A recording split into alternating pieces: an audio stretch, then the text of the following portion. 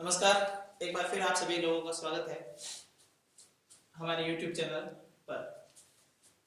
हमने इससे पहले के वीडियो में सूत्र निखिलम के द्वारा दो संख्याओं का गुणा करना सीखा था। यदि वे दोनों संख्या समान हो जाती हैं तो उसे हम वर्ग बोल देते हैं। तो यदि हम सूत्र निखिलम की बात करते हैं तो उसमें वर्ग जो था वो भी हम कर चुके थे। यदि हमें तीन अलग अलग संख्याओं का गुणा करना हो, सूत्र निखिलम द्वारा तीन भिन्न भिन्न संख्याओं का गुणा। सूत्र निखिलम से गुणनफल की बात कर रहे हैं। पहला गुणनफल हमने दो संख्या को किया था और हमने उसके वर्ग के लिए सूत्र भी निकाल लिया था। अब हम बात कर रहे हैं सूत्र निखिलम से तीन संख्याओं का गुणन। तीन संख्याओं का गुणन कर, यानी अब हमें तीन संख्याओं का गुणा करना है एक साथ। तो वही नियम जो दो संख्याओं के लिए थे वह नियम रहेंगे। यहाँ पर क्या नियम रहेगा कि जो संख्याएं हमें तीनों गुणा करनी है वे तीनों संख्याएं आधार के आसपास रहेंगी। जैसे कि उदाहरण ले लेते हैं हम। यदि मुझे गुणा करना हो 87 गुणा 103 गुणा 98, ये तीनों ही संख्याएं 100 के नजदीक है। तो इसका मतलब इसके लिए जब हम हल करेंगे तो आधार जो रहेगा वो रहेगा 100। आधार जो है वो हमारा हो गया 100। आधार 100 हो गया। विचलन हमें पता है हमें किस प्रकार ज्ञात करना होता है। जब हम संख्या में से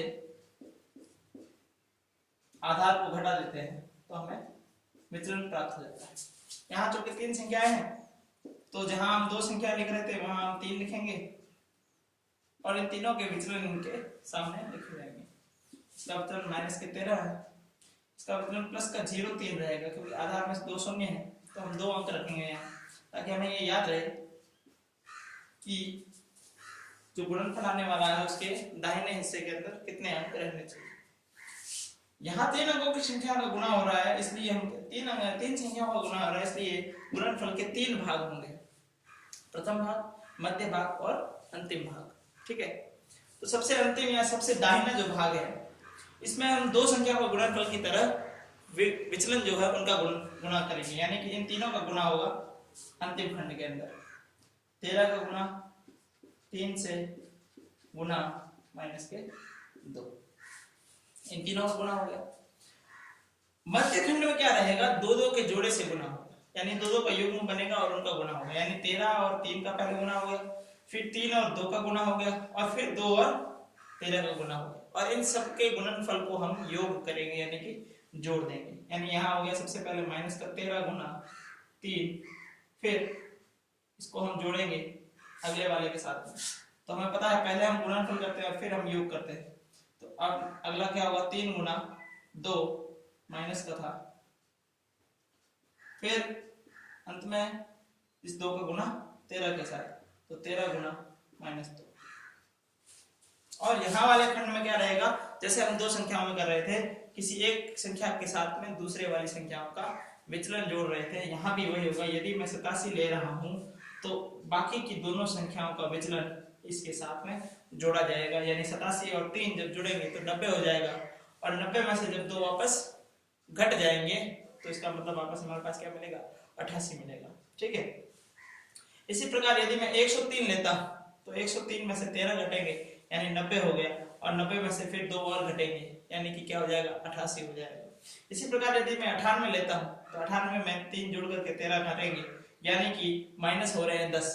जब 3 जुड़ रहे हैं और 13 घट रहे हैं यानी कि इन दोनों को अगर मैं पहले हल कर लेता हूं तो -10 और इसमें से -2 होंगे तो 88 आएगा। तो तीनों में से किसी भी विधि से कर सकते हैं। जो संख्या आप ले रहे हैं उसके विचलन के अतिरिक्त दोनों विचलन को आप उसमें जोड़ देंगे। तो यहाँ पर ये देखिए 98 माइनस 13, यहाँ हम ऐसा कह सकते हैं कि हम इसमें जोड़ रहे हैं तो माइनस के 13 प्लस 3, तो जब ये और दोनों जुड़ेंगे तो ये -13 हो गए। -13 जब 98 में होंगे, -13 में से 3 हो गया तो 10 हो गए, और ये जब 98 में से घटेंगे तो पीछे बचेगा हमारे पास 88। इनको हल करते हैं, 13 तिया 39 माइनस के हो गए, 3 दूनी 6 ये भी माइनस के हो गए, और 13 दूनी 26 ये भी माइनस के हो गए। ऐसा भी लिख सकते हैं, या हम इन्हें ऐसे इस प्रकार भी लिख सकते हैं।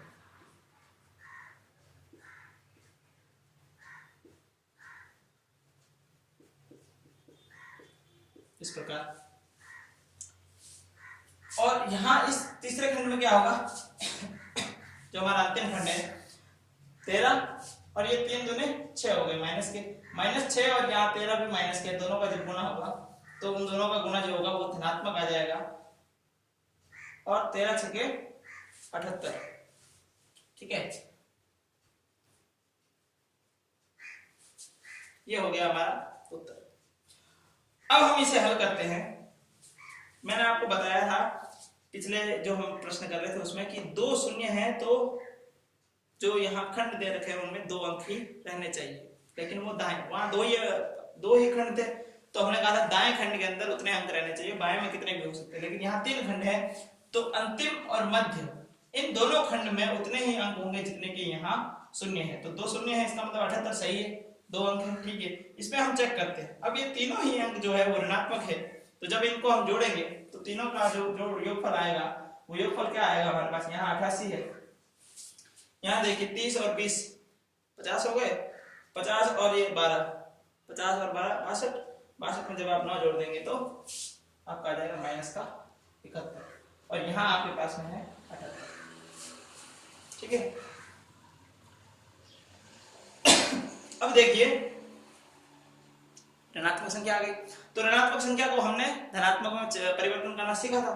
क्या किया था हमने कि उससे पूर्व वाले खंड में से हम उधार लेते थे, और वह उधार किसके बराबर था, 1 अंक वहां का आगे पिछले वाले खंड के लिए आधार के बराबर होता था। यानी यहां से अगर 1 उधर जाएगा तो यहाँ का 1 यहाँ आने पर आधार यानी कि 100 में परिवर्तित हो जाएगा, और 100 में से 71 माइनस हो जाएंगे, यानी 88 में से यदि मैं 1 कम कर देता तो यहाँ 87 हो जाएंगे, और ये जो 1 कम हुआ है ये कहाँ चला जाएगा, यहाँ 100 माइनस 71, और ये हो जाएगा आपका 78। जब इसे मैं हल करूंगा तो ये आएगा 87, यहाँ देखिए जब मैं माइनस करूंगा तो ये आ जाएगा 29, और यहाँ पर ये 78 है।